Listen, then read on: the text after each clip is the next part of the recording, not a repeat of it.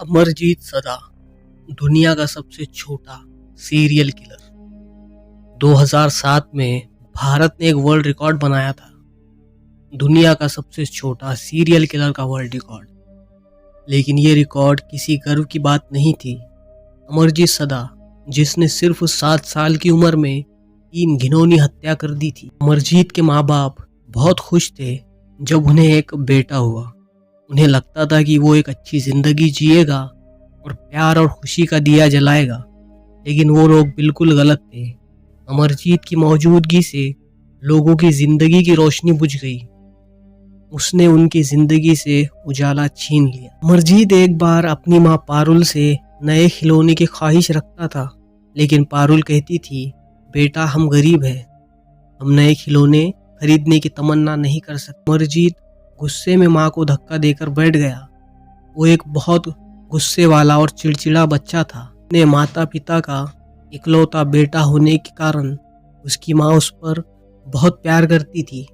हर रोज वो उसके माथे पर एक बड़ा सा काला काजल का टीका लगाती थी और कहती थी, किसी की नजर ना लगे तुझे। उसने अमरजीत को बुरी बातों से बचाने के लिए एक तावीज दिया था।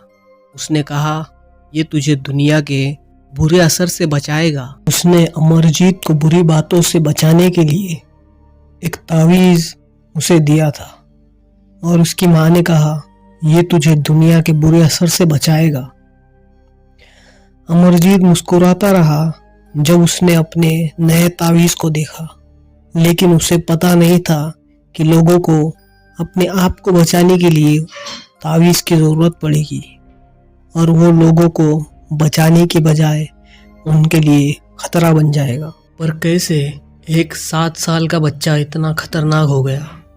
कैसे वो इतनी बुरी हरकतें करने लगा? उसका पहला कत्ल 7 साल की उम्र में किया।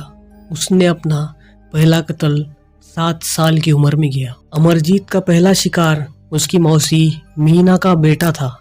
मीना अपने बेटे को अमरजीत के पास रखकर 4 हफ्ते के लिए गई, लेकिन जब पारुल बाजार गई और बच्चे को अमरजीत की देखरेख में छोड़ दिया, तब वो उस बच्चे को परेशान करना शुरू कर दिया। वो बच्चा रोया और अमरजीत ने उसकी कानों को पकड़ के जोर से खींचा। अमरजीत को बच्चे के रोते हुए आवाज बर्दाश्त नहीं हुआ।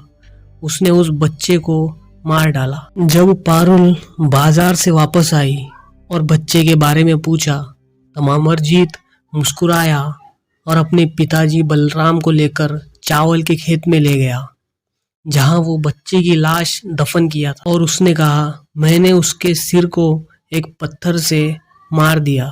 अमरजीत गर्व से कहता था, बलराम ने उसे एक थप्पड़ मारा और अपने बेटे के व्यवहार पर यकीन करना मुश्किल था। अमरजीत की माँ और पिताजी इस बात को समझ नहीं पा रहे थे कि एक 7 साल का बच्चा किस तरह से इतनी बड़ी हत्या कर सकता है और फिर इतना शांत रह सकता है। अमरजीत की माँ ने उसे मासी को बच्चे की मौत के बारे में झूठी कहानी सुना दी। बलराम ने मीना से पुलिस में शिकायत ना करने की गुजारिश की। अमरजीत खिड़की से पीछे से सब देख रहा था और चुपके से इस ड्रामे को देखने का आनंद ले रहा था। हम अक्सर देखते हैं कि हमारे बच्चे कोई शरारत या गलत काम करते हैं। कुछ माँ बाप उन्हें सही तरह से समझाते हैं, लेकिन दूसरे उन्हें इग्नोर करते हैं, जो एक बड़ी गलती है। बच्चा ये समझता है कि गलत काम करने में कोई दिक्कत नहीं, और इस तरह के छोटी मोटी शरारत बढ़कर बड़े बड़े अपराध में बदल जाती है। अमरजीत के माँ बाप ने उसकी की गई हत्या को दबाने की कोशिश की, जिससे अमरजीत को ये समझ में आया कि वो हत्या करके भी बच सकता है। फिर 1 साल बाद पारुल ने एक बेटी को जन्म दिया। अमरजीत और उसकी बहन के बीच में कोई रिश्ता नहीं था।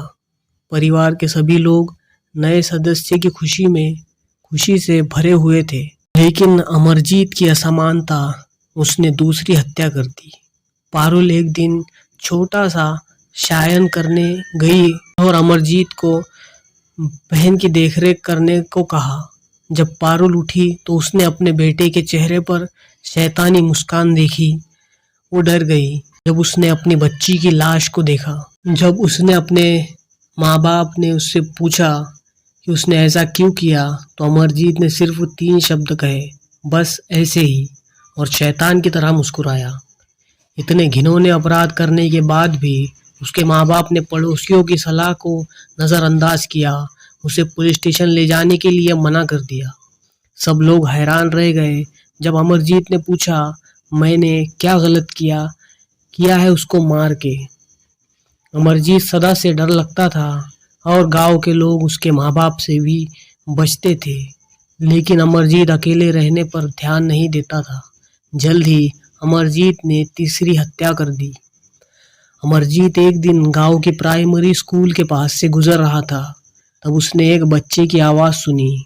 अमरजीत ने झांक कर देखा और वहां एक बच्चे को धागे में लपेट कर पड़ा देखा। चुनचुन देवी बाजार से वापस आई और देखा कि उसकी 8 महीने की बेटी गायब थी।